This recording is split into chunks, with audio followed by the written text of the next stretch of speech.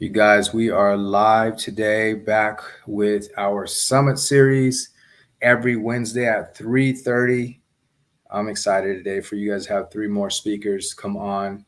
Our just as like a couple of items of figuring out what's going on.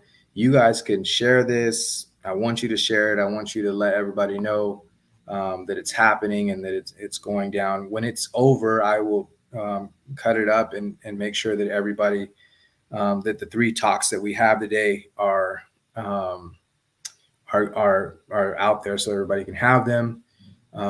We are live on YouTube on my YouTube channel. We're live on my Facebook channel, and then we're also live in my Facebook group. And so we have all of those places where we are live right now. And um, you know, I want you guys to be able to share it, and that's kind of the whole goal. Okay, you're going to grow. There's going to be some interesting concepts that you learn throughout the day. We're going until 4:30 today. So yeah, get your popcorn ready, get your loved one ready, and let's do this. Okay, our first guest today is Sammy Siren, and Sammy will be helping us connect through voice. And we'll also put up her information and we'll scroll that through as she's talking. Sammy, welcome in and thanks for coming in for us. Hello, hello, hello, hello. It is so wonderful to be here. My name is Sammy Sadacario. My music name is Sammy Siren. I am a siren and I am calling in the leaders and the self-healers. There's so much to talk about here. Talking about love, talking about the voice, talking about connection. I will be singing some of what I do at you, to you, for you during this because that's just who I am. So a little bit about my background and then what I do today and what I'm doing tomorrow. So I come from a background of musical theater. I was a professional actress and singer. I was on national tours off Broadway in New York City. I started singing at 8 years old. My parents put me on a soccer field, and instead I put on shows on that soccer field, and they said, "Get that kid in theater." Can't you tell? Fast forward, I was a cruise director for 2 years, and this is what made me an exceptional public speaker.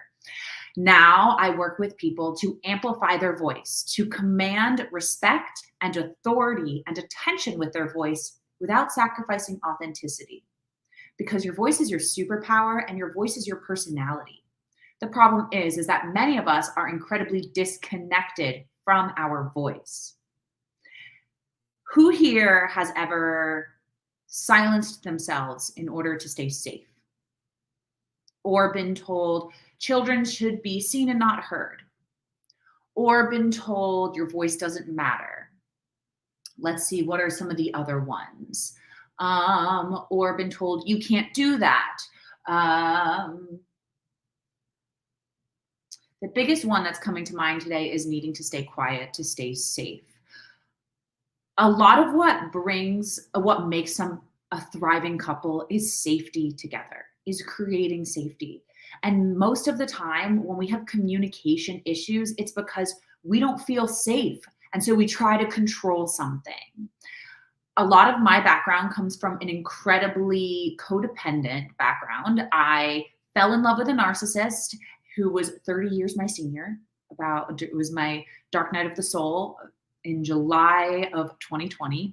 And I learned so much from that experience. I learned that I had codependency issues and that I tried to fix people in front of me, and that all of the years of mental health issues that I had been suffering with could be healed through self-healing, through somatics. So it was how I started to discover what it felt like to be in my body. You see, although I was on stage using my voice all the time, the first time that I was silenced, I was 2.5 years old and I experienced scarlet fever. I got very sick and my personality completely changed. All of a sudden, I had chronic pain throughout my entire life. I had severe mental health difficulties. Straight A student, needed to be perfect in every way on stage, in school, etc. And so this contributed to me pulling my hair out and spending the majority of my teenage years incredibly sedated by the medical system. So I found a way about 5 years ago to come back to my health and focus on reducing inflammation in my body and do a complete 180 of my mental health. I'm incredibly vibrant. I'm incredibly happy. I know how to use my tools and how to take care of my emotions, which is so important in my relationship. Because guess what? Relationships are emotional. Things happen. We raise our voices. Now, why do we raise our voices? Have you ever had in your relationship somebody say, or you've at least heard the saying, it's not what you said, it's how you said it. And you're like, well, how did I say it? Sometimes we can be sharp. We can get frustrated. And it's hard to turn down the dial of our voice when we're feeling really heated. Once again, our voice is our personality. There have been several studies that our emotions are shown through our voice, not what we say, but how we say it. If you want to detect a liar, start paying attention to vocal patterns. That's why lie detector tests are vocal patterns. There's so much I could talk about with the voice, y'all. So I'm obviously just riffing. I wish that you could ask me questions. If you want to ask me questions, reach out at any point. Take notes of what I'm saying and reach out. I've got 21 years of experience with the voice, both the inner voice and the inner psychology, as well as the outer voice and the actual how do you use it in all these different ways. All of my clients learn to sing with me, and there's a few different reasons for that. One, I work with executives and public speakers who want to learn how to command attention with their voice. And then my other courses and offerings that are in process right now are how to use your voice to heal, using your voice to connect with your children. I run workshops on that because guess what? Your children don't learn what you say, they learn how you say it. For example, my parents love to yell. They love to yell. They love to yell at each other, but to them, it's not yelling. So I learned that yelling is normal and yelling is love. And then that's why I fell in love with somebody who is emotionally erratic. Check out, makes sense? I hope it makes sense. It makes sense. So how do we calm ourselves down? Well, what's so cool about the voice is there's a science behind it. Polyvagal theory, which is the fight or flight mechanism of our body. When we tone the vagus nerve, we create more resilience in handling the hard emotions. That's why singing is so important, and that's why singing will heal generational trauma. Learning to use your voice effectively will heal your generational trauma. That is why I'm here on this planet. It is to spread that message by working with people who are disrupting the medical system, people who are disrupting the education system, all the evolutionaries of the coaching system. That is why I'm here to show you all how to use your voice so we can heal generational trauma and we can command the attention of the people who haven't woken up yet. I'm just gonna take a minute to own that because it feels so good.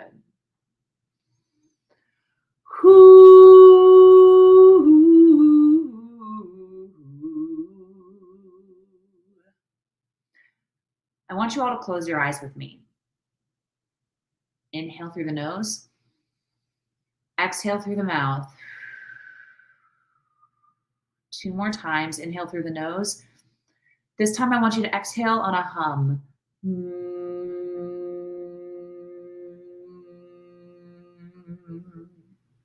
Inhale through the nose.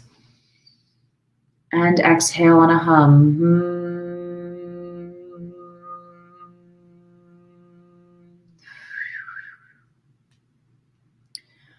The way we build intimacy is by building resonance and harmony. In order to build intimacy and resonance and harmony with someone else, we must first build it within ourselves. So, what we just did was called toning. There's a reason why if you ever go to yoga and somebody is in downward dog and they're releasing everything on it's because they're physically releasing from their nervous system. It's cool once you learn that. At first, you're like, that person's weird. What's happening? And then you realize once you learn the science that you're actually releasing from the nervous system. It's incredibly important. For generations and generations and thousands of years, we've been singing together in community. And now we get to this century, to the past 250 years, and we are no longer singing in community. I used to listen to gospel music when I was a kid. I'm a Jewish girl from South Florida, and I loved gospel. How'd that happen? It was the soul and the spirituality and the healing that came from it. Communities that have undergone trauma sing together to release that trauma. That's the history of gospel music, baby. That is the history of soul. That is the history of R&B. That is the history of rock. That is the history of the blues. They all come from the same place. Deep pain that was sung together in order to release, singing and dancing to release. And when we release that pain, we don't hold on to the trauma. And we're able to stop ourselves from passing that down to the next generation. Breaking the patterns through the voice, breaking the patterns within our body. Notice how people talk when they're stuck in the same patterns. People use the words always, never, who are stuck in the same patterns. Didn't, couldn't, wouldn't, shouldn't. Ooh, should's a good one to notice that somebody's in a pattern. Notice the pattern so you can break the pattern. How are we going to break the pattern? With toning, what we just did. So what we just did by humming 3 breaths, the second 2 are humming. All 3 could be humming. Is you're calming the nervous system. You are toning your vagus nerve, which is giving you more resilience. This is resilience training. I love ice baths. I can sit in an ice bath for 10 minutes. I go and I sit in the sauna. It's 105 degrees in Austin, Texas right now. I go and sit in the sauna and then I go ice bath. Why? Because this creates better resilience for me, resilience training, so that I have more capacity to handle my emotions. If I have more capacity to handle my emotions, I have more capacity to handle the emotions of my partner, and then I'm no longer triggered as quickly. So next time you recognize that you are triggered, try the 3 breaths technique, the 3 ohms, if you will, whatever you want to call it, toning. You and your partner in the middle of a fight, agree that you're going to pause and tone together. My partner and I have done that. When we don't agree, when we've had a fight and we need to go to bed, but we don't want to go to bed angry, we tone together. Now, I could go into a whole other lecture and information around using your voice during sex and how to increase your intimacy and your pleasure by coming from a more rooted sound. Because when you're up here, then you're not actually able to connect into your core sound and your core vibration. As you noticed with the the reason why I'm starting out so low is because I am sinking deeper into my vibration in my body, and I'm feeling this at the depths of my belly. Now, I have a lot of practice with this. I have a lot of practice with this. For you, right now, your one piece of homework is to learn how to feel your voice in your body. Because I could give you advice for how to handle communication. I could give you all of these different things, but until you know how to actually feel your own voice and have the self-awareness of your inner patterns and your vocal patterns, and feeling safe in your voice, learning how to feel safe to use your voice. If you come from a family that's been oppressed or a race that's been oppressed, it's going to be, at first, there's going to be lack of safety in using your voice. So step 1, learn to breathe, learn to tone, and say to yourself on a daily basis, I am safe. I am safe to be in my body. I am safe to feel my emotions. I am safe to use my voice.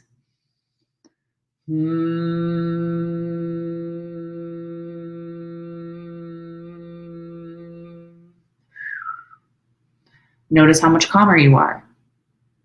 And then notice how you're able to listen and receive from your partner, because you're not going to be able to receive if your asshole is puckered because you're not breathing. as my mentor would say. That's a little homage to Mark England, my favorite of my mentors. Look, my friends, I've been studying the voice for a very, very, very, very long time. As a hyper-vigilant child, paying attention to their brazen New Yorker parents yelling because that's how they communicated, to a professional singer learning how to use my voice to be on stage, to a voice coach who uses the voice to support people in healing trauma, and then getting on stage and nailing their keynote and their public speaking and making themselves more magnetic. I am obsessed with the voice. This is my purpose. This is my dharma. You can, if you are public speakers or if you want to follow me and learn more about the work that I do, I am coming out with so many amazing offers coming up, so many free resources, so many concerts, and low ticket courses. And then there, of course, there is one-on-one with me or partner on with me. If you go to my link, superpoweryourvoice.com/pages/free power, that is all about how to use your voice to command respect and attention, and how to use it. Sorry, I got distracted. How to use your voice before a public speaking event. So getting yourself warmed up, getting your mouth around the consonants so that you don't stutter, so that you're not using ums, and so that you feel really confident and safe to use your voice in an authentic way.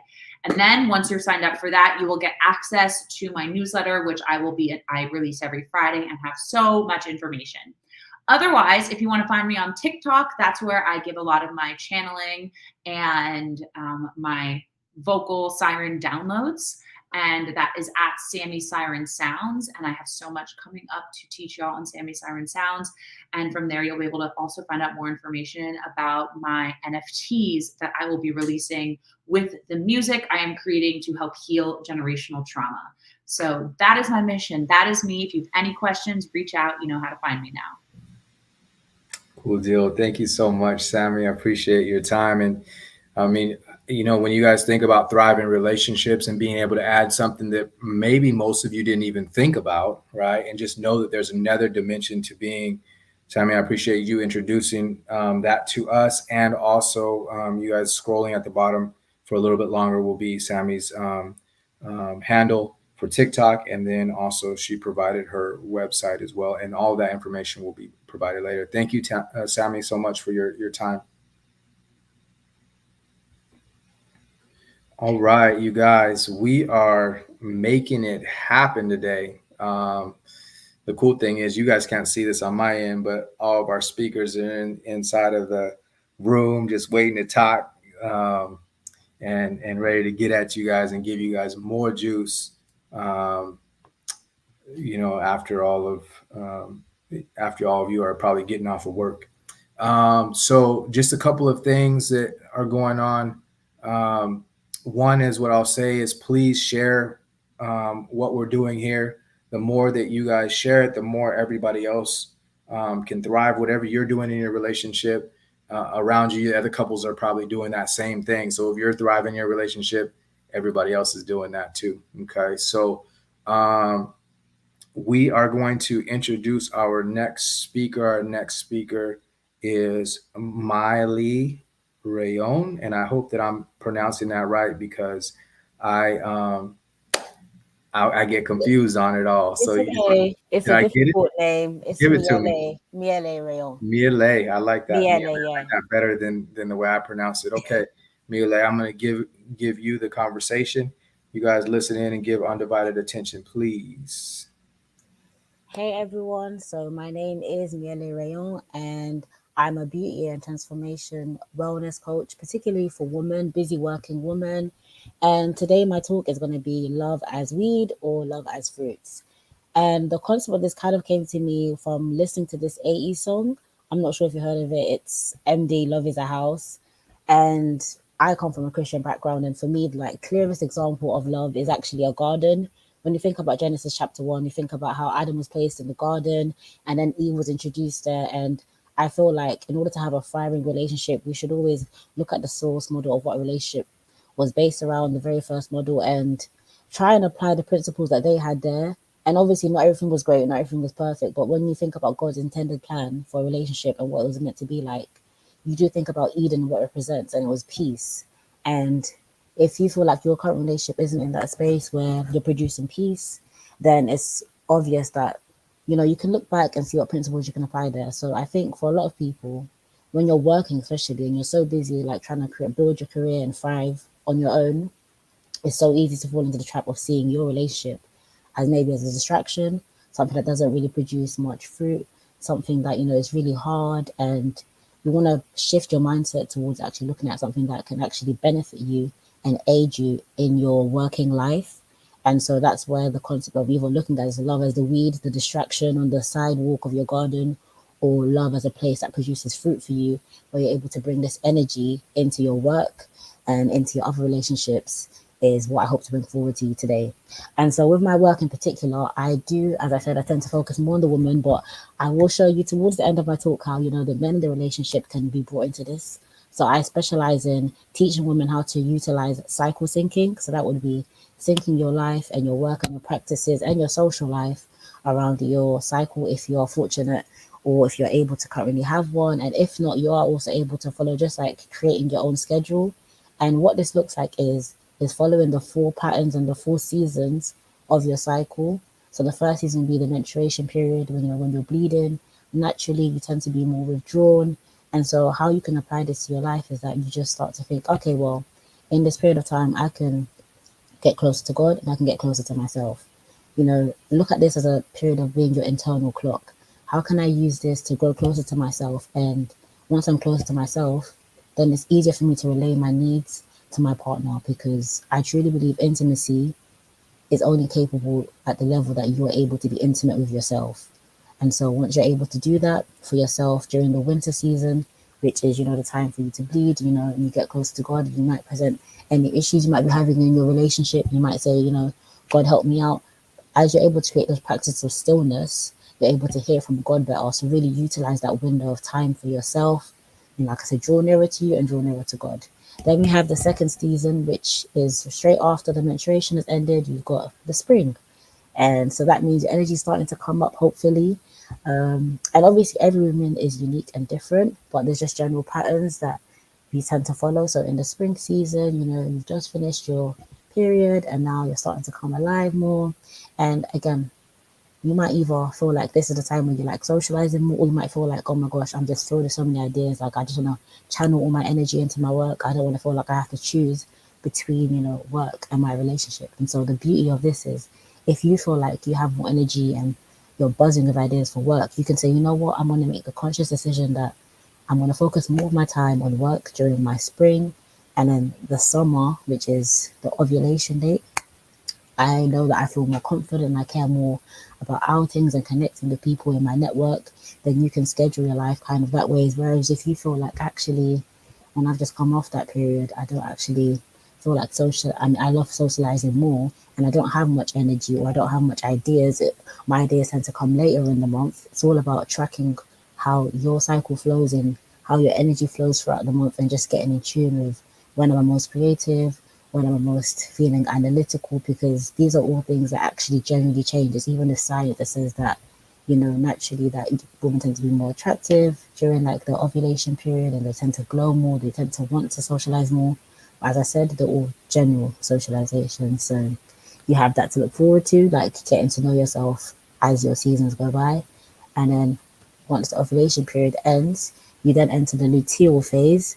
And this is naturally the time where you can be a bit more critical. A lot of women can experience what is known as PMS, but I want you to not be scared, because this is actually a very powerful time that you can use to actually highlight some truths that are going on in your life. And so this means, or this could look like, you analyzing, okay, what's working or what's not working in our relationship.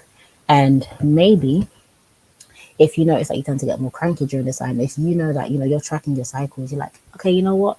Instead of like going to my partner straight away and just like divulging how I feel, I'm going to sit with it and journal. Like, I'm going to journal my feelings. And then if I know I tend to be in a better mood, you know, during my spring season, then I'll bring up any issues I have then. It's all about using your internal clock to navigate the periods and the seasons and the difficulties of life. And the ways that you can invite your partner into this, now I'm going to speak to the men as well.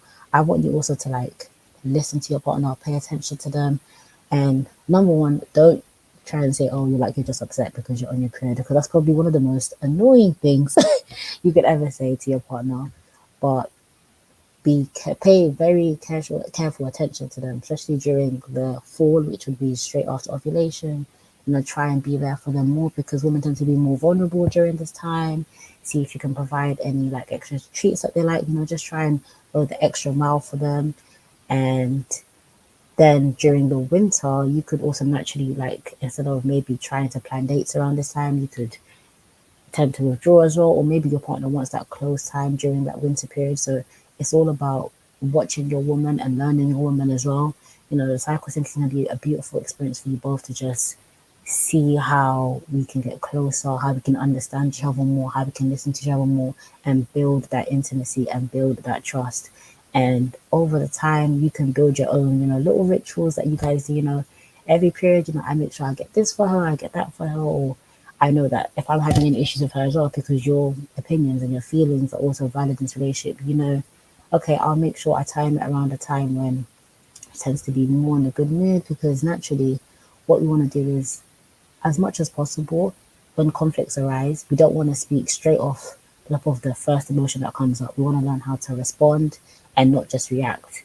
And once you're able to navigate the natural conflicts that arise in a relationship in a more peaceable manner, then eventually you can move on to stuff like, okay, well, how can we create more moments of peace in our relationship? And then you'll notice that things start to go smoother, you feel closer, and then when you're feeling more closer, you have more energy, you're feeling more vibrant. And the beauty of this work is that when you feel good, you naturally do good. So instead of forcing yourself to have more energy for other areas of your life, now you can go in full guns blazing, and it's like, yep, I'm ready for this, here I am. And so I really want to invite women to look at their period and just their whole monthly cycle as a way to get to know themselves rather than as a dreaded period, and for men to see it not as something that's just like, oh, they're just speaking off the top of their head, or like that what they're saying during certain times of the month aren't valid, whereas actually, when we're closer to our period, we're actually more prone to speaking the truth. It might just not present itself in the best way, and this might look like grumpiness because they're not actually expressing their truth, and then it might just blow their fuse. So we want everyone to just be like very aware of what's going on for the body throughout the seasons. And so I invite anyone here that's listening to, try and track this for 3 months. If you don't actually know yourself, for 3 months, every single day, track your mood. How do you feel? How much energy do you have around certain times? Do you need more sleep? Do you need more food? Because once you know yourself, you can communicate your needs better to your partner. And once you know how to resolve conflicts that you have within yourself, you can also better resolve conflicts that you have with your partner. So if anybody actually has any more questions, I'd just like to mention very briefly that I do have a website where I offer a live masterclass where we can go in depth on the beauty of each and every single season. So we have the winter, like I said, which is the menstruation, the bleed, the spring, which is straight after. Then you have the summer, which is the ovulation period, and then you have the fall or the autumn, as I'm from the UK. So that's what we say over there. And that is the luteal phase. And then it's continuous cycle. And it's sink and soul self-love, because as I said, you can only be as intimate in your relationship as you are intimate with yourself. So we do focus more on self-love in that masterclass, but every single thing that you learn and you apply, it will definitely result in a thriving couple for you in your partnership. And so my website is miyele-tribe.mailerpage.io, and I will put the link for Thomas to share it if anybody's interested in learning more. You can also sign up to a free trial of my newsletter. Yeah. And if you'll put that inside of our private chat, then I will put it inside of our banners. Yeah, I love that. I love the perspective. And again, this, whenever we talk about us being able to thrive, there's different levels to us being able to thrive. And these are things that I don't think that couples normally think about being able to assimilate around, or to be able to link up around, to really kind of thrive. And when you talk about love as fruit versus love as weeds, like, it's a big deal. That's a game changer for us. That's going to produce something else for us versus put us in a space that we don't really want to be in, right? So us just being able to know the seasons, you know, is Exactly. okay. I appreciate you so much today. Thanks for coming on. Thank you so much. Thank you. All right, you guys, we are that was round 2. We're going on to round 3. Before we do that, we are back every Wednesday. I actually have a presentation that I'm going to be giving after our next guest. So you want to stick around for that. It's a follow-up to our last week's presentation. So we're just building on a couple of things here. On top of that, again, YouTube, we're on YouTube, we're on Facebook. Find that information, hit the replays, hit the shares. Make sure you guys get the information out there to the best of your ability. And before we leave, let me get Relay's information over to you guys so that you can have it while it's fresh. And we'll put it up there. So now that's in the comments. All right, perfect. So before we move on, just a couple of thoughts for you guys. Sometimes when it comes time to grow in our relationships, you know, we're only doing the things that that are in our lane. And I was listening today to I was on a training, and one of the things they said in there is like, there's this saying that goes around that the customer is always right. And I don't know that I'm ready to throw that out, but think about this. Like, somebody that we go to has something that we want. Even if you were to go to Target, like at Target, they have something you want. And it's up to you to get that thing and then come back with it and use it the way that you're supposed to, instead of going to Target and be like, you don't have what I want, or I don't like the way that you made it, right? It's us just adding those things to us that really grows us. So keep that mindset as much as possible, to where you're saying, I'm coming in here to just really grow me. So we got 2 more conversations to be able to have. And this person, Kevin Franklin, has actually been special to me these last few weeks, because he's been next to me and just really looking after me as far as like, hey, I what are you doing? So he's my accountability partner. So, hey, what are you doing? You on track? Are you on track? And so I appreciate him, and I love that he's able to also step in for us today. And we'll let Kevin get after it. Kevin, welcome on. And so we'll let Kevin do his thing. Let's see. Can we hear him? Yeah, we got him. All right. Check. Can you hear me? I got you. Thank you, Kevin, and welcome. Awesome, man. Glad to be here. So welcome all. Welcome all. I am Kevin Franklin. I am an online health and fitness coach. I mainly cater myself to usually busy men, busy leaders who are usually caught in their busy jobs. They get caught up in overwhelm, and we don't want to bring that into our relationships. We don't bring that to our couples. So what I focus on is really make sure that they focus on strategically leveraging habits to make sure they're not just being physically fit, but always thriving at their best, not just for themselves, but their couples, which I also view as their kingdom. All right. So we're not just going to focus on the men today, but we're also going to focus on the couples holistically, talking about what does it mean to be a fit couple. But real quick, before I even go there, I just want to give you a quick backstory and kind of goes a little context of what we're going to talk about when it comes to being a fit couple, just my upbringing. So real quick is that, like, how I even started in this profession is that I was a former athlete, college athlete, played football, and a lot of times I was labeled as that athlete, which I'm sure like a lot of guys, we grew up when it comes to sports, athletes, we labeled ourselves as that. And things came to a screeching halt when it comes to when we kind of get capped off when it comes to graduating. So we kind of get stuck in like, what now? We don't know what to do with our health and fitness when it comes to athletes. So I had an opportunity to actually get a chance to coach my former football team. And it was started out personally about me when it came to my fitness, my health, still trying to be an athlete as much as possible. But as time progressed, I kind of learned something, that my fitness, my physique, my energy slowly was not just about me in the mirror. As a coach, as a head, as a leader, it became bigger than me. because anything that I was doing, the kids beneath me began to mirror me. And this kind of what sparks my like love for fitness, working for the heads, working for leaders, because if their head is strong, it ripples down into every aspect of their kingdom, everything that goes beneath them. And I say that because what we're going to talk about is that what it means to be a fit couple, meaning that your fitness is not just about you.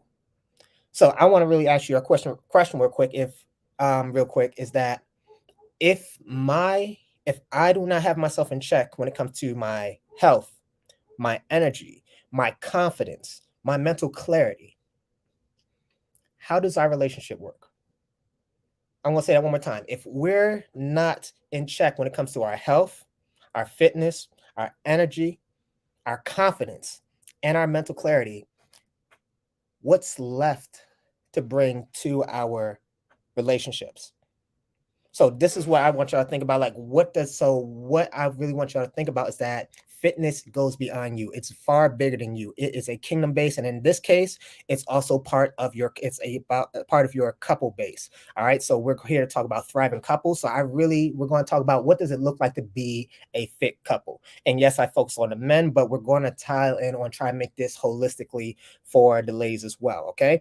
So first thing I want y'all to start with, and once again, I want to make this simple and straightforward to you. I'm not going to get into the holistic, like the whole aspects of like the nitty gritty, which really don't matter. I really want to make sure y'all have some foundational steps that y'all can do to make sure that y'all are thriving as a fit couple. So the first step that I want y'all to really talk about, and this is stuff that I've been doing over the course of 10 plus years, I teach my clients, whatever, is that first you need to have a vision for what does your fitness look like in your kingdom.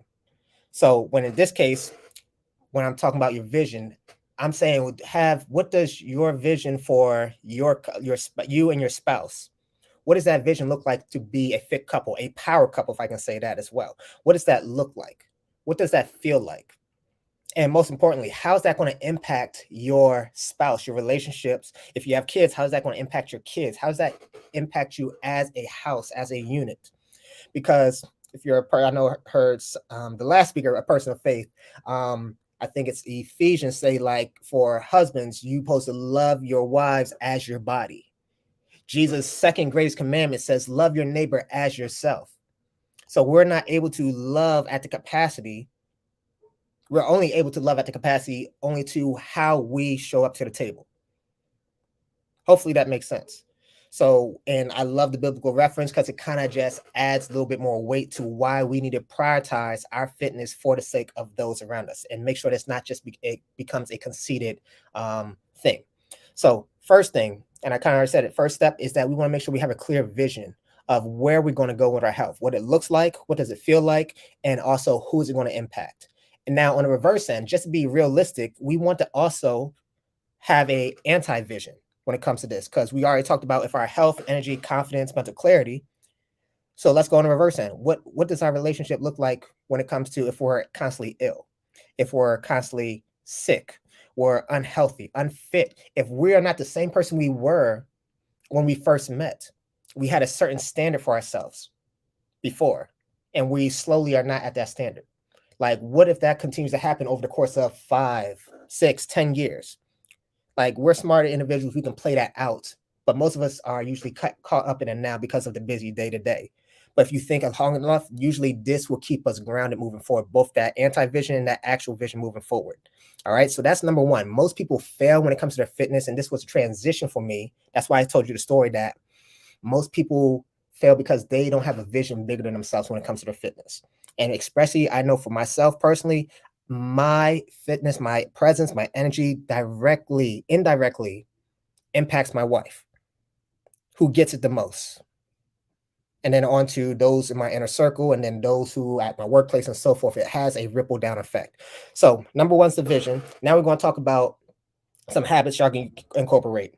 All right. So, and for me, it's not about the nitty gritty, but it's more about having a bigger eagle eye visual to make sure that this is something that can be long-term and sustainable. So the first step when it comes to your habits is that you must make yourself a priority on both ends, both the The man and the woman has to be you must make yourself a priority. All right. My favorite theme is like to say the king eats first. There's no kingdom literally without the word king. And for the ladies, the queen eats first. Once again, you got to love your neighbor as yourself. You got to make sure that you set the tone and make sure that you're going to make yourself a priority and make that decision that you're not going to put your spouse before your needs. All right. If you enhance yourself, you're naturally going to enhance your spouse's level as well, just based off influence. So first thing is just make the mental shift that we must be a priority for the sake of those that we care about the most. Okay. From there, one of my greatest favorite habits to do is make sure we set the tone early with win the morning, whatever that looks like for you. All right. If you win the morning, you're more likely to win the day. If you win the day, you're more likely to win the week, and it continues to ripple on. Now, the beauty about being a fit power couple is that you guys can choose, collaborate together and figure out what does that look like to win the morning together. Y'all can come together, figure out some key goals for yourself. So what does that look like? Usually my go-to is usually most people undervalue this, but it's the hydration factor. 75% of people in America are chronically dehydrated. 75% chronically dehydrated. So set the tone, drink about 2 bottles of water each and every day. That's something you'll hold each other accountable to, and that will naturally have a ripple effect and make sure that you're having more energy throughout the day. All right. Another way to do is to get early movement, early walking. Once your body's so stiff in bed, activate the body. That actually provides more energy, get some sunlight in. It's a big benefit bonus. Now, those are some samples. And next one I'll tell you, and the third one I'll give you one more, is that out of all things, when it comes to nutrition, dial in on the quality, the very first meal. You want to dial in on the quality first meal, because here's the deal, is that after long hours of sleep, that first meal is not just a Kellogg's thing, but our first meal is the most important because our body is more absorbent to that very first meal after a long period of term, which some people may call a fast. Okay, so we want to make sure that is, and real simple, it's not going to be non-processed, low sugar, quality whole foods based. And if we usually dial in on the first meal and be intentional about that, we're setting ourselves up for success. So just to recap real quick, we want to make sure that we put ourselves as a priority. King eats first, queen eats first. We want to make sure we win the morning. All right. I talked a little bit about positional eating. Now, here's a third one for you, is that I want y'all to really dial in on being mindful of what is your self-sabotaging behavior that might cause you, I like to call you kryptonite if you're a Superman person. What is your kryptonite? What's that weakness when it comes to food, chips, ice cream? And really what you want to do is just pick your days for it and make sure that you are claiming control of those kryptonite days and make sure it's not controlling you. And the beauty about doing this as a couple is that you're there to hold each other accountable moving forward. Okay. And then the last thing is that really be intentional about the nightcap. The best nightcap I can tell you is just make sure you're not eating 2 hours, 3 hours before you go to bed. That has a big factor when it comes to quality sleep. I feel like I'm sweating right there. Quality sleep. And at the end of the day, that should definitely be intentional about just being that personal time for y'all to come back together, reminisce, and reflect on the day. So those are my main themes, core themes when it comes to leveraging my habits, but it usually starts with the vision, leveraging those habits I kind of gave you. And then when it comes to the fitness, the whole thing about, the workouts, it usually is about just making sure your body's going through a form of stress that shocks the body, force the body to adapt, and then you're focusing on quality recovery. All right. The main downside that most people deal with is that they are already in flux with stress. So you got to really focus on quality work over quality time, and really gauge based off your stress level. So you're not bringing that stress at home to your spouse. So that's pretty much it, what I have for y'all. Main thing where you can find me pretty much is on Instagram, kevinfranklin.jr. And then, of course, on here at on Facebook, not here, Facebook at Kevin Franklin. All right. But that's all I have for y'all. Thank you so much, Kevin. Appreciate you coming in. We'll talk to you in a bit. Yes, sir. Also, Kevin, if you want to type in the private chat your information so I could put it in the public chat, and unless you can put it in the public chat, I don't know if you have access to that. All right, you guys, I learned something really interesting today that it's killing me on the inside, and I got to share it out loud in order for it to happen, or for me to be okay with giving you guys my next conversation, which is, did you know or realize that the first day, and maybe the word is not day, but we'll just call it the day, the first day started at night. So it was the night and then it's the morning was the first day. So that's interesting because if you think about how plants work, plants start in the ground, right? How babies work, babies start in the dark, right? Like all these things that go from light or from dark to light. There's tons of situations like that. But it's got me really thinking like I need to start my day at nighttime, right? And so Kevin was talking about being able to uh, get your rest and do the things that you have to do at nighttime. And I think that's a huge idea because whatever you're doing, in order for it to change over, whatever you're doing at nighttime is really a big deal. So I love that. And I am going to be incorporating both of those thoughts starting tonight. So we put the Instagram in there, and so we're set with that. Okay, so we're on to me, and I am going to share with you guys a conversation about the relationship side. So if you'll remember, in my last conversation, I was talking about the individual because my belief in the work that I do, and when I see people be successful, they tackle number one first. And remember that number one was the idea that says you have to go inside out and you can't do anything or have anything until you be who you need to be. And that's always going to be the case. It doesn't matter what it is. And you can actually get those things. I was just talking to a client the other day, and we're like, man, when people get the lottery or when they get money real quick, they don't keep it, right? A lot of them don't. I mean, there could be some situations where they end up with it and they're able to hold on to it because maybe they're in a position where they were ready for it inside. But for the most part, people who receive it, they're not ready. That's why they don't have it. So you have to be who you want, who you need to be before anything else happens. And so this conversation is second to the first one. So when you go, if you want to go back and look at the first conversation, it's going to be a lot more useful because the first conversation gives you all the ability to do what we're going to talk about today, right? It's interesting because as I talk about thriving relationship, you guys, the thing that doesn't really change is there's still a huge need for you to do things differently and not dependent on your partner. It just is, we're trying to put those things together, right? So let's understand some different things about the relationship that I think will help propel us to a different kind of state. So the first thing, how do we get to a thriving relationship? The purpose of relationship, let's talk about that. The relationship is a representation of ultimate fulfillment of experiencing life. This, to me, the relationship gives us the place for us being able to fulfill at the highest possible level. And I always tell people, like, challenge yourself. You maybe make a lot of money. You maybe have started businesses. You might be doing a lot of things, traveling around the world. But if you really challenge yourself, it's doing relationship. And I think that's why, you know, in our society, even at the worst times possible, if you see somebody who's like 50 on their 50th anniversary, everybody's like, yeah, I love that. We'll celebrate that quickly because we recognize that that's the ultimate fulfillment opportunity. And there's a reason for that. We'll end up talking about it in our slides today, but there's a reason for that. And we need to understand the purpose of relationship before we move on it, right? All right. So you not being able to do relationship, the first thing I want to talk about is what it's costing you, because I don't always believe that we understand what we're doing in the moment that we're doing it.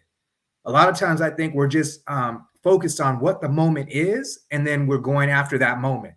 But when you're struggling with the relationship, you're more focused on running from and winning that scenario than you are focused on being the highest version of yourself. That's going to cost you in its own.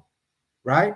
You're not even living the life that you want to live at that point in time. You're more worried about, am I going to win this argument? Am I going to avoid this person? Am I going to lose this argument? Right? How am I going to do something based on not losing this argument? All those things take you off of where you need to be in life. That in itself is a cost. But what does that end up costing you? It ends up costing you time, money, experiencing love, and life. We can go into details about all those things, but one of the things that I think more and more recently is there's not a lot of time left. There's not a lot of time left. And so if I spend a day or a week or a month in an argument, or if I constantly have the same kind of argument over and over again about one of our top 3 topics, which we'll actually be talking about in the next 3 weeks as well. If I spend a lot of time on that, I'm running out of time.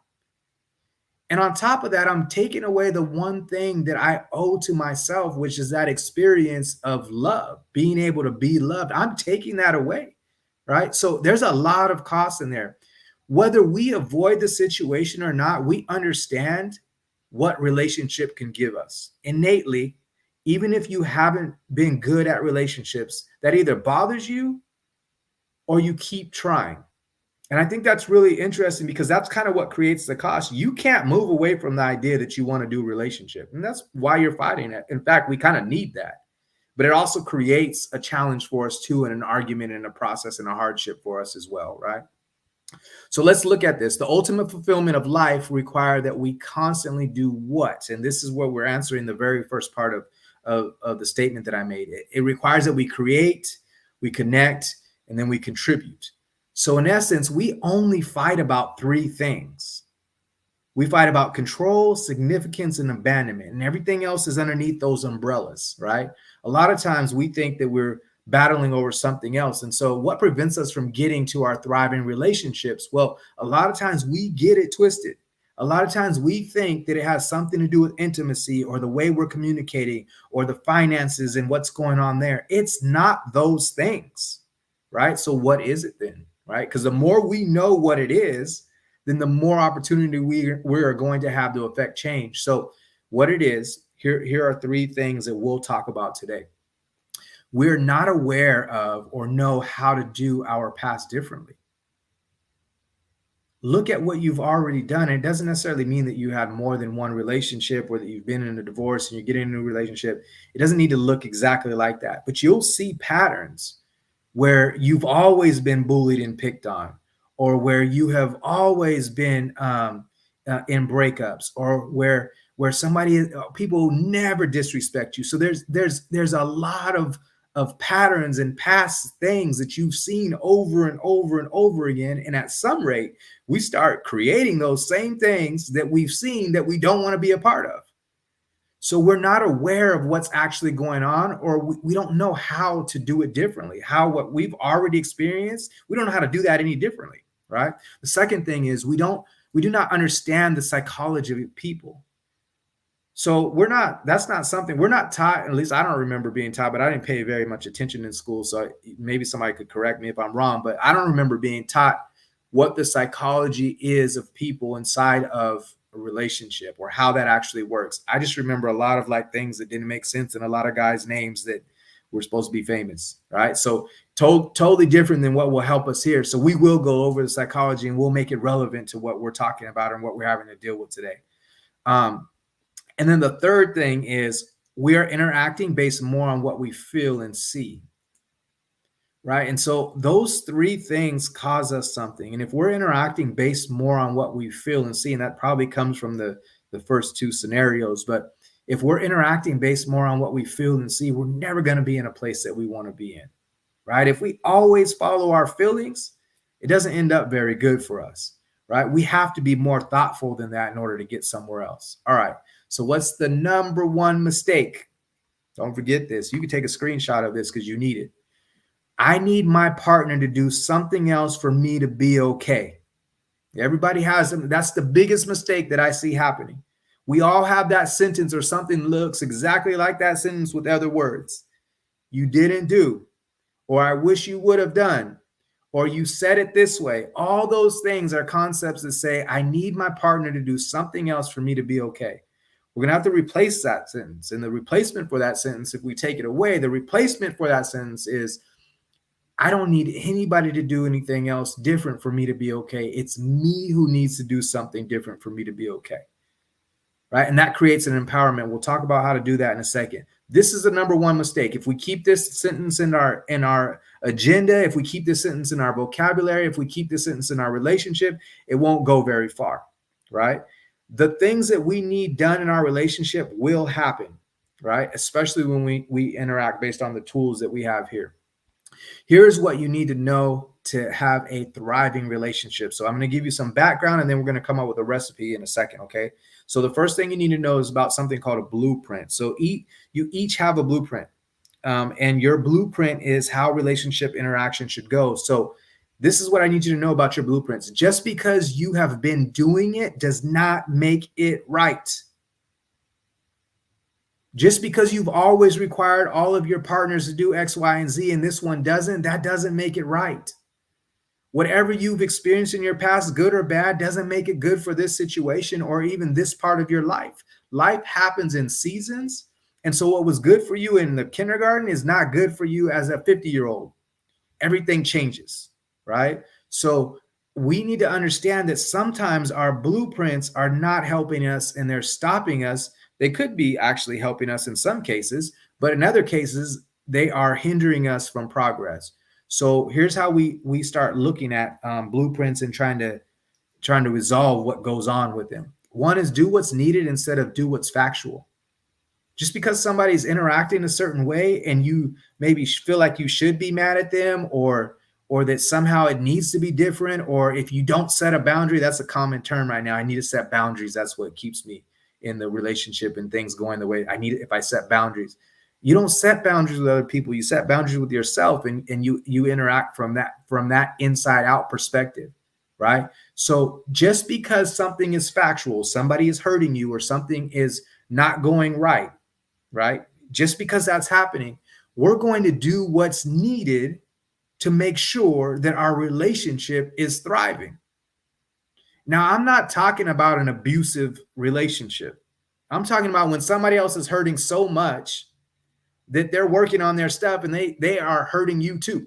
That's what I'm talking about. I'm not talking about an abusive relationship. When we're talking about thriving, we're beyond just surviving. So we shouldn't even be in those abusive relationships, right? So we're not talking about that. We're talking about moving forward. We're talking about being better than good, right? How do we do that? Well, we're moving beyond the idea that says, I'm going to watch what somebody else is doing and see that and then act on what they're doing. Instead, I have an idea for what I need to do. And what I want to do in this relationship is be loving.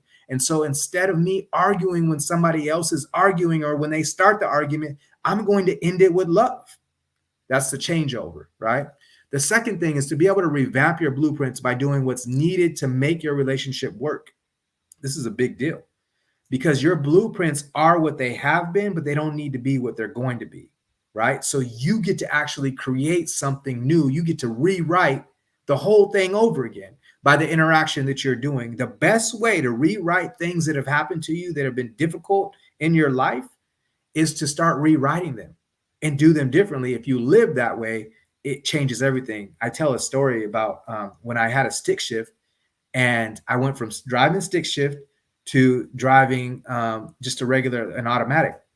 Well, the first couple of months, I was slamming on the brakes like crazy, thinking that I'm shifting, right? And why does that happen? Well, my body's in that mode. It has that blueprint of, hey, you hear the engine or you could feel the engine rev. It's time to shift. And without paying attention or being conscious, I just would go to shift and there's nothing to shift. There's only a brake. So when that would happen, I'd slam the brakes, which is kind of dangerous, but that's part of the habit. So as the time went on, I had to train myself. And now that I have more time away from the stick shift, I'm much better and much more fluid, of course, at driving without slamming on the brakes. All right. So you guys kind of get the picture with that. That's the same thing that happens in relationships too. All right. The next thing you have to do is you need to be able to see yourself in a successful relationship. Sometimes in our experiences that we've had in life, we don't even think about this. We can't really picture ourselves having a good relationship. We only see it one way: arguments, confrontation, battling each other. We don't even have a good idea of what it would look like to do it differently, even though we want to do it differently, right? So we keep going back to only what we know. So you need to start creating this visual inside of your mind. See yourself in a successful relationship, right? Even if you have to wake up every day just imagining what that looks like today, right? The last thing, don't expect each other to get it right. So I'm not battling you. I'm battling my blueprints, but I promise I'm battling. And that's a key concept for you to be able to have in your mind as your partner is dealing with you having a struggle with your blueprint, right? So if we can both kind of know that operation mode, then we start moving away from it. our blueprints are heavy in there. And I'm telling you, that's the sticker, right? If you don't take care of this part, you're going to forever say, Thomas, I can't do my relationship different or better or well. All right, what about the psychology of people? Well, us understanding psychology in an applied way is really important. It's going to be super useful because it's going to help you unlock how to do things once you get past your blueprints. So one is how you think and focus on anything changes how you feel. You probably have tons of examples where you can prove that that's true, right? But the case is that if I can focus a certain way on something, if I think about it or have a different perception and a different definition for things, then it changes my ability to interact with other people, and it changes their ability to interact with me. We'll talk about that second part in a little bit. But the goal here is for you to underline the idea of think and focus. Sometimes I'll ask people what comes first, feelings or thoughts. And half the people, well, maybe not half, less than half maybe, but some of them don't know. The other ones say it's feelings that come first. And even if that's right, it's not cool to go about it that way. The best way to go about it is to say, actually, my thoughts come first, right? So the idea is your thinking patterns and your mindset and the way that you know things and what you put your focus on, that actually is going to create a certain kind of feeling for you. The second thing that we need to interact on, this goes a little bit about our blueprints. Our previous experiences that are not done processing are activated on their own. And they're actually not activated on their own. They're activated based on a situation that we're seeing or experiencing, right? So if we know this scenario, whether it's somebody yelling, whether it's feeling lonely, whatever it is, our body starts kicking up a certain kind of interaction. Right? We need to know that for us, but we also need to know that for our partners. It's useful in both areas. Okay. Success happens when we operate from our essence. You can't be led by your feelings. In psychology, the way it works is if you know this is who I am and you operate based on who you want to be and who you are, then you create success. If you operate from how you feel in that moment or in life, then you're really, really risking a whole lot. You're leaving it up to chance that things go well frequently in your life, right? Okay, so success happens when we operate based on our essence. Who am I, right? The last thing is we increase influence over others when we control our way of being. So think about these two questions, and I won't spend too much time on it. What actions, words, and life are you living that create doubt, anxiety, and powerlessness in your partner? How are you living in a way that helps to create that doubt and anxiety in them? You're not responsible for their behavior, and we've already established that in day one. You're not responsible for anybody else's behavior. But can I create a certain kind of scenario? Because as I start controlling myself, the influence that I have over the world starts to grow. So I get to ask myself this question. But the other part is true too. What actions, words, and life are you living that creates faith, ambition, and powerfulness in your partner? How are you doing it? Right? So the more we understand the workings of us as people, then we start understanding not only if we make a change, do we create something different for ourselves? If I make a change, I create something different for everybody. And that's exciting. And to me, that gives us a really cool opportunity to be able to create a thriving relationship. So here's a thriving relationship recipe. The first thing that I'm going to ask you to do is make 2 commitments. You need to commit first, right? The first commitment is to commit to give yourself and keep the highest form of fulfillment known to mankind. We talked about that. That's the relationship. You'll get it if you're willing to commit to it. The second thing is to be in the relationship for the rest of your life. Commit to being in the relationship for the rest of your life in a way that brings pure goodness to your lives. So it's not like just stay in it because it's not good for me to get a divorce, but I'm going to live in this scenario and create shield, right? There's no reason for it. The most important part is I need to be able to commit to this relationship for the rest of my life that brings pure goodness to the relationship and to our lives, right? Make that commitment. The second thing is make love, but not the way you guys are thinking. I see you. We're getting to intimacy in a couple of days. Make love. Change. We can do that, by the way. It's helpful. Change love to a verb in your relationship. If you're not interacting on love and constantly creating scenarios of loving actions, then we're going to be in a place that means it's going to be hard, right? So we need to make sure that we're doing loving actions constantly. It can't be I'm waiting for the feeling of love, or I don't feel love, so I'm not. Do things that actually make the love, right? Love must be higher than agenda. You can't put the to-dos of the relationship behind the love of the relationship, meaning like, well, things aren't going well, so I'm going to stop loving right now. They're not doing the certain kind of things that they need to do, so I'm going to stop loving. That's not going to work. You got to be the first one to it. And the agenda that you have to get things in order can't be higher than the love that you're doing. And the love that you're doing anyways puts things in order. So it gives you a different kind of chance and a way of seeing things. We have to do it differently. Make sure that you're making love. Focus on what's right instead of what's wrong. Remember, we talked about focus. All these things are based on the psychology that we already understand, right? Raise your ratio towards your partner to 10-1. You need to be giving 10 of what's rights, 1 of what's wrongs. And honestly, I want to get to a point where we're not even giving the what's wrongs, because that's not necessary. It already happened. They already did it. What are you doing criticizing, right? In fact, if you want something done differently, ask that person what it is they need in life, what it is they need in relationship, and everything changes, right? So we want to get at least a 10-1 in your mind or in a journal. And I think it's a bonus if you do it in a journal. Write down all the things that your partner did well today.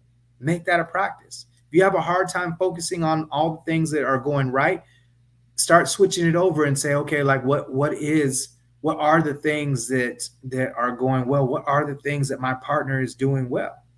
What are the things that my partner is just doing, right? I just need to be able to see those things. And the last part of this is always think about contribution instead of contamination. And for me, it's a black or white scenario. Like either I'm contributing or I'm contaminating. There's no in between. If I think, oh, well, I kind of did this, or I kind of, well, if I kind of, then that's a contamination. I only want to go with contribution. So figure out what you have to do to make sure that it's a contribution in your relationship. That's us focusing on what's right. How am I making contribution? Here's the ultimate exchange. This is the ultimate exchange. Husbands, love your wives like crazy without caution. What are you waiting for? Right? What's the hesitation? What's the look that you need? We need to move like a king in charge, responsible for ensuring the love and freedom of our family through what you provide emotionally, physically, and financially. Okay? That's the role. That's the job, right? That's the excitement. That's the fulfillment. Wives, respect your husband with no limit on your admiration. Don't have a limit on how much you admire. Move like a queen ruling over your domain, in charge, ensuring that you're available and prepared to be loved like crazy. It's coming, right? I think that that's an important piece because those exchanges actually go together. They fit together like a puzzle. You can go back and read those again if you need to. The final piece here is for us to fulfill together. Watch the 4 moves that will light your relationship up. That's on my YouTube. It's in our group. It's also on my page. If you really need it, hit me up. Go to theshinecampus.com. I'll make sure that I get that to you too. But watch that because that's going to give you some moves to be able to work and fulfill as well. But today, what you have here that I'm going to give you is enhanced connection in your relationship. So how do we do that? Through physical affection, shared hobbies. Find those hobbies that you can share, and then emotional presence. Making sure that you figure out what it is that your partner needs emotionally and that you know before they know without you assuming, right? And so it's all about goodness in those scenarios. The second thing is to be able to create. So create family, make babies, right? If you're after the making baby stage or you're waiting to get to the making baby stage, that's okay. Start creating it like it's happening, like it's going, right? We want to just start creating that everywhere, even if it's in your mind first. We want to just start doing that. Create the environment that you need, right? Wherever your family is, make an environment and create an environment that you want to be a part of. You're doing this together though. And then create memories constantly, right? Sometimes I know in my life, weeks will go by where we haven't necessarily, I think this time period may be a memory, but we haven't necessarily made a memory, the kind of memories that I'm talking about, vacations and doing different kinds of days together, and make those memories. You know, sometimes it's a date night, but then sometimes it's a family night. Make memories. And the last thing is to give. And so giving is everywhere, opportunity wise, right? But some cool things for you to think about giving is your time. That might be a simple one, but a huge one. Your patience is constantly needed, because each one of us as partners is never really totally where we want to be. I hope not, because we're always growing, and that's the cool thing about us. So be patient with the season that your partner is in.